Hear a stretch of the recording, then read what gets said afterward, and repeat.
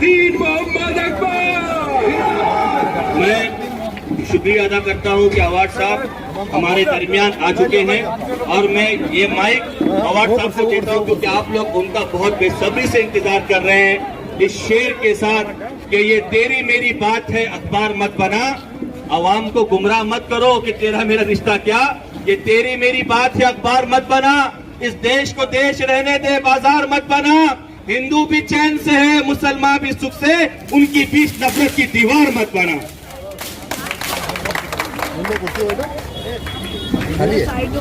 मेरे भाइयों और बहनों, वक्त हो गया है, लेकिन एक सवाल मैं पहले ही पूछता हूँ, ये नीचे का कंक्रीट किसने बनाया था? मैं आप सबसे पूछना चाहता हूँ कि तुम्हारे पैर के नीचे का कंक्रीट किसने बनाया था? ये तुम्हारे सामने जो रास्ता है जो तालाब पाली को बाजू से निकलता है वो किसने बनाया? और वो भी कैसा बनाया मालूम?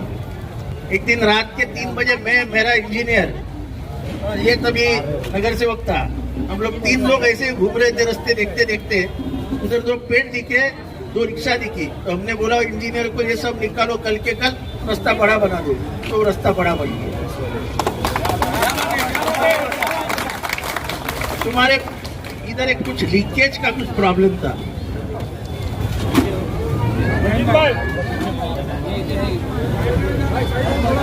इधर आ जाओ। वैसे अरे ऊपर दिखाने के लिए नहीं आते हैं, अगर पसीना आएगा तो उसको पंखा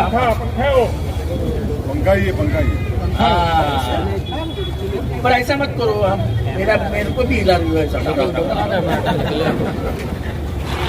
तो सवाल विकास का है, ये शहर बदल गया ऐसा आपको लगता है? शहर बदला, शहर के हालात बदले, जो 1 बैंक का शहर था 27 बैंक का शहर बन गया।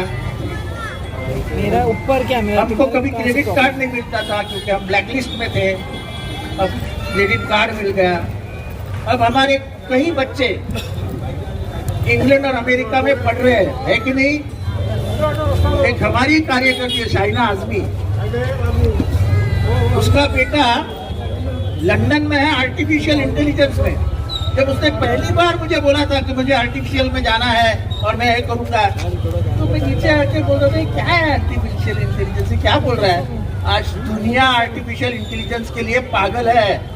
यहाँ वो चिल्ला रही है और वो बच्चा जो बड़ा कॉम्प्लेक्स में लेता है उसको 10 जगह से मांग आ रही है, तू हमारे पास आ, तू हमारे पास आ।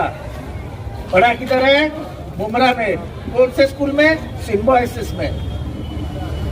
मुमरा बदल गया कि नहीं?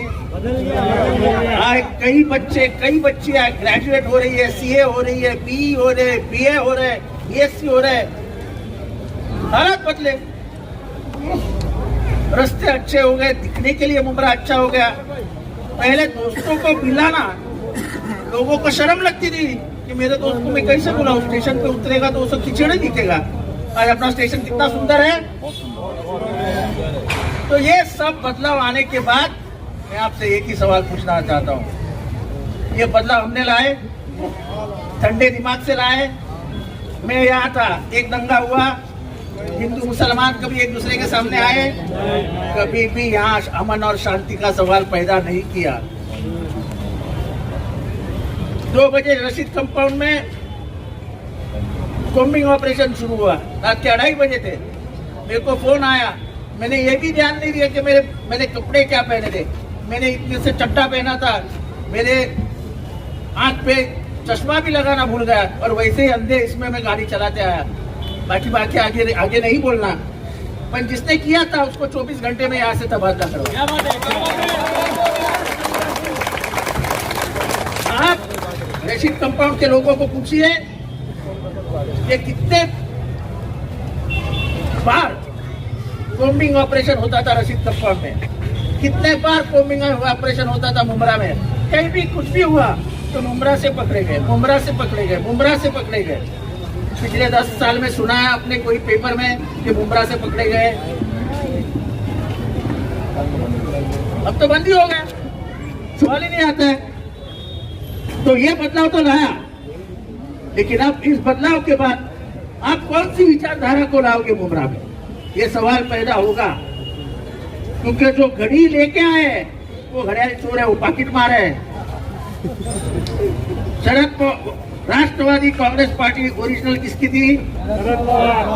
शरद पवार को घर के बाहर निकाला गया और उनके हाथ से ऐसी घड़ी छीनी गई, तो पॉकेट मार है कि नहीं है? और तुम बुजुर्गों को मानते हो कि नहीं? सब नौजवानों से पूछता हूँ मैं, तुम्हारे दादा अब्बा का सम्मान करते हो कि नहीं? तुम्हारा बाप अगर दादा को धक्का मार के निकल देगा, तुमको पसंद आएगा? ये साथ मैंने वो ही किया। पर शरद पवार लड़ाकू है, निशानी गई, नई निशानी दी, और नई निशानी के ऊपर लोकसभा में 10 लोकसभा सीटें लड़ाई और 8 चुन के लाई। एक तो हमारी तीन खैरात से हार गई, 9 सीटें जीतते थे। मैं आज आपके सामने सवाल पूछता हूँ, है अजित पवार में हिम्मत? ले नई निशानी और लड़ हमारे सामने, देखते तो कैसा 1000 वोट पाता है क्या? अरे हमारी निशानी, हमारा पार्टी चुरा करके तू लेके जाएगा और बोलेगा मैं बापू इस पार्टी का। अरे उस पार्टी का सूट सिला है शरद पवार ने, और तू पहनेगा उसमें तो दबला पुतला ही दिखेगा, तेरे को यानी वो सूट तेरे को अच्छा ही नहीं दिखेगा। तो मेरा सवाल ज्यादा नहीं है आपसे, मैं सवाल इतना ही पूछता, मस्जिद पे हमले हो रहे हैं, विशालगढ़ में हुआ दरगाह तोड़ने की बातें हो रही है, अपना ये हाजी मलंग का दरगाह शहीद कर दो बातें हुई, सैयद मुनियार चाचा को ट्रेन में मारा गया, उसके मारने वाले को जेल में हमने बिठाया। अब सवाल आखिरी पूछ रहा हूं, नबी के शान में गुस्ताखी करने वालों को क्या आप बाजू में बिठाएंगे? उसको साथ में लेके घूमने वाले को बाजू में बिठाएंगे? तो आज ये घड़ी बीजेपी के हाथ में है और चाबी अमित शाह के हाथ में है। गंगागिरी महाराज कहता है, जो भी नबी के बारे में बोला, महाराष्ट्र के इतिहास में ऐसा कभी नहीं हुआ था। हम किसी भी हालात में जिसको दिल से लोग मानते हैं उस पर कभी भी हमला नहीं करते। हमारे मराठी मिट्टी ने हमको सिखाया नहीं है, ये मराठी मिट्टी से प्यार देती है और भूखे इंसान को पेट से अनाज देती है, ये हमारा काम रहा है। इसलिए तो इतने उत्तर भारतीय हमारे यहाँ है, क्योंकि पेट भरने वाली है जमीन है। तो मैं सिर्फ एक ही सवाल पूछता हूँ, आपके सामने कोई भी आए उसको पूछना, उसको एक ही सवाल पूछना कि नबी के शान में गुस्ताखी करने वाला आज तक सलाखों के पीछे क्यों नहीं गया? अगर तुम उसको पीछे नहीं डाल सकते तो हमारे इधर आओ भी मत, चलो भागो। ये तुम्हारा सवाल होना चाहिए।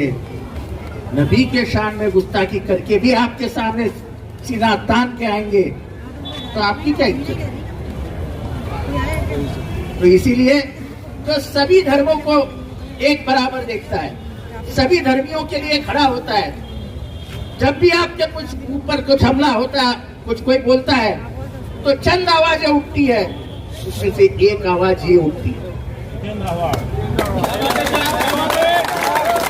चाहे मसला कोई भी हो। मेरे गाड़ी पे हमले हुए, मेरे गाड़ी पे पत्थर फेंके गए, मुझे मारने की धमकियां दी गई, मेरे घर पे लोग आके गए, मैं अपने उसूलों से नहीं हटा, मैं अपने उसूलों से हटूंगा भी नहीं। जान चली गई वांदा नहीं, जान देने वाला जाने वाला वो है, ले जाने वाला भी वो है, कौन फर्क, किसको फर्क पड़ता है? तो इसलिए ज्यादा बात नहीं करता हूँ। मुमरा का अच्छा डेवलपमेंट हुआ है, पर लेकिन जालिम और जुल्म किसी को मत बोलना। ऊपर वाले ने, नबी ने क्या फरमाया है कि मौका जो भी मिलेगा तभी जालिम और जुल्म दोनों को खत्म करो। तुमको मौका मिलेगा, और तुमको हथियार भी दिया है बाबा साहब अम्बेडकर ने, वोटिंग का। वोटिंग करो और वो जालिम को उस हथियार से मार डालो। वोटिंग हथियार इस इस्तेमाल करो। ऊपर वाला जब तुम पूछेगा कि जब तुम्हारे ऊपर जुल्म हो रहा था तो तुम क्या कर रहे थे, तो क्या जवाब दोगे? तो जालिम और जुल्म को खत्म करने के लिए डॉक्टर बाबा साहब अम्बेडकर ने तुमको एक अवतार दिया है, वो वोटिंग का है। उसका इस्तेमाल करके तुतारी निशानी पे बटन दबाकर, तुतारी बजाने वाला आदमी इस निशानी पे बटन दबाकर वोट दीजिए। इतना ही कहकर आपके दुआओं की दरखास्त करता हूँ। खुदा हाफिज।